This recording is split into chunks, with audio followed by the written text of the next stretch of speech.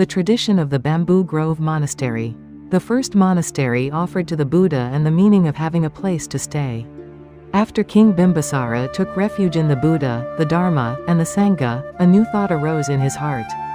He did not want his understanding to remain only as a private feeling. The Buddha and the monks needed a place where they could stay, practice, and teach. The people of Rajagaha also needed a place where they could come and hear the Dharma. Buddhist tradition remembers the Bamboo Grove as the first monastery offered to the Buddha and the Sangha. At that time, a monastery was not necessarily a large temple filled with permanent buildings. The Bamboo Grove was first a garden and forest placed at the service of the Sangha. It was a place where monks could rest, meditate, learn together, care for one another, and meet those who came seeking guidance. It became a foundation for a wandering community to pause, gather, and continue its practice. King Bimbisara looked at the monks who traveled with very few possessions. They carried robes and bowls. Some slept beneath trees, near rocks, or in open woodland. This simple life supported freedom from possession. Yet having no place to stay did not always make practice easier. When the body becomes exhausted, it is difficult to watch the mind clearly. When many people need to learn together, a community can scatter without a stable place. When a monk becomes ill or a new monk needs instruction, a shared place becomes important. Bimbisara understood that a place could shape the mind. A peaceful place could help the body rest. A noisy place could keep the heart unsettled. A place too far from the city might be quiet, but people would struggle to visit. A place too close might be easy to reach, but markets, carts, and crowds could disturb meditation. The king thought carefully. It should not be too far from the city. It should not be too close. Those who wish to hear the Dharma should be able to reach it. During the day it should not be crowded. At night it should remain quiet. These conditions showed the balance between practice and ordinary life. A practitioner should not disappear from people forever. But a practitioner should not become so lost in noise that the inner path is forgotten. A place of practice should remain open to those who need guidance while protecting enough silence for honest self-observation. King Bimbisara remembered a bamboo grove near Rajagaha. It was called Veluvana, the bamboo grove. Soft wind moved through the bamboo, and the noise of the city became distant there. It was close enough for people to visit and quiet enough for the monks to meditate. During the day, householders could come to hear the teaching. At night, the monks could return to stillness. The king believed the monks could meet the world there and then return to quiet practice. Bimbisara decided not to keep the grove only as a royal garden. He showed that the meaning of possession is not found only in having something. It is also found in how that thing is used. Tradition says that the king approached the Buddha with a golden water vessel used to confirm an important gift. He poured water and said, "Blessed One, I offer this bamboo grove to the community of monks led by the Buddha. May the monks stay here and practice. May many people come here and hear the Dharma." The Buddha accepted the offering. But he did not receive it as a private possession for himself alone. The grove became a place for the Sangha rather than a personal estate. One monk could stay for a time and later leave. Another could come after him. The place was not to be closed by one person's name, status, or desire. The Buddha then spoke to the monks. "Monks, I allow you to accept parks and groves as places of residence." This permission became an important change in the life of the early Sangha. The monks continued to live without attachment to houses and possessions. Yet they no longer had to reject every place of shelter. Using a place was not the same as clinging to it. Staying somewhere was not the same as saying, "This belongs to me forever."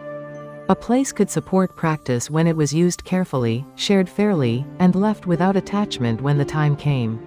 This was the deeper balance represented by the bamboo grove. A monk did not need to treat discomfort as though suffering itself were holiness. But he also could not mistake comfort for freedom. The Buddha's middle way appeared even in the question of where and how to live. The monks were not asked to harm the body through unnecessary hardship. They were also not invited to become lazy inside comfort. The bamboo grove restored the body after long journeys and gave the mind space to gather. A person is not always living wisely simply because he never stops moving. Sometimes we must become still to see where we are going. When the body has a safe place to rest, the mind may finally become willing to face fear, desire, and grief honestly. A place to stay was not only a place to sleep. At dawn, monks could sit quietly and observe the mind. During the day, they could go for alms, meet people, and share the Dharma. In the evening, they could reflect on what they had heard and practiced. A monk with a question could ask an experienced teacher. A sick member of the Sangha could receive care. A newly ordained monk could learn the basic training.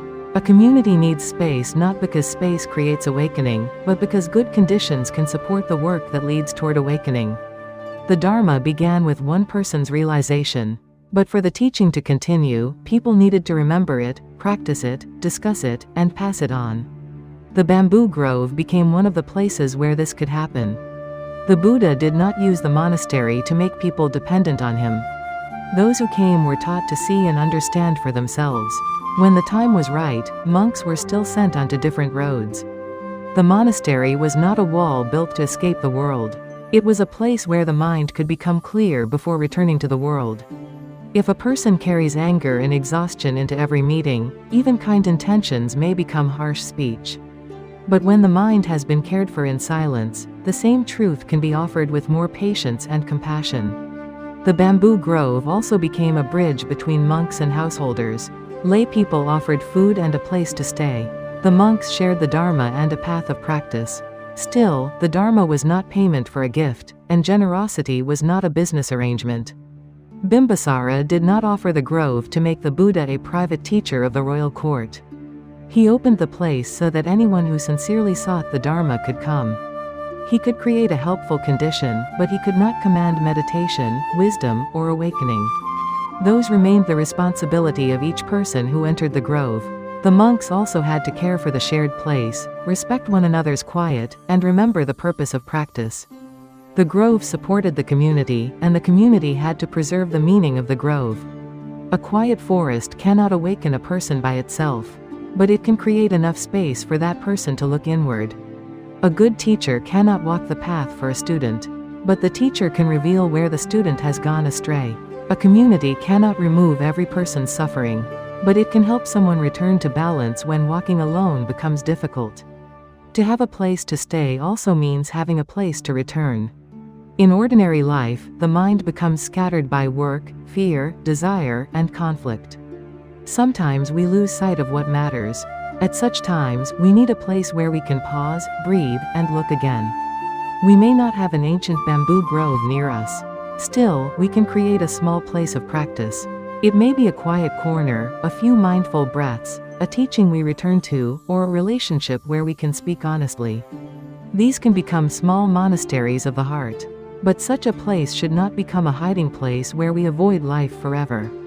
After resting, we must return to family, work, responsibility, and other people. If stillness becomes separated from life, peace can become only private comfort. If awareness changes the way we speak and act, then rest becomes compassion. The monks stayed at the bamboo grove, but they did not remain trapped there.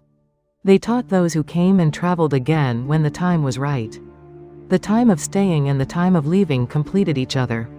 A person who does not know how to rest may become exhausted. A person who does not know how to leave may become attached to comfort. Wisdom knows when to stop and when to walk again. The bamboo grove represented a new balance. It held the freedom of wandering and the stability of community. It connected silent practice with service to the world. It joined the generosity of lay people with the discipline of the Sangha. One king offered a grove. That grove became a resting place for monks and a doorway through which many people could meet the Dharma. Bimbisara offered land, but the land came to hold questions, teachings, illness, recovery, meditation, and transformation. A good place cannot awaken us in our place, but it can give us the quiet needed to see the mind. It can offer a tired person somewhere to sit. It can allow people walking different lives to meet around a shared search for truth. The story of the bamboo grove asks us several quiet questions. Do we have a place where the tired mind can return? Does the space around us feed anger and desire, or help us observe them? Do we offer others a place where they can rest without being controlled? A resting place does not need to be a forest or a beautiful building. A heart that listens without judgment can become shelter. A few patient minutes offered to someone in pain can become a small monastery. We can allow another person to pause beside us without holding them too tightly. We can help them recover enough strength to walk their own path again. When King Bimbisara offered the bamboo grove, he did more than give the Buddha a pleasant place. He opened the possibility for practice to continue, for teachings to be shared, and for many people to find quiet.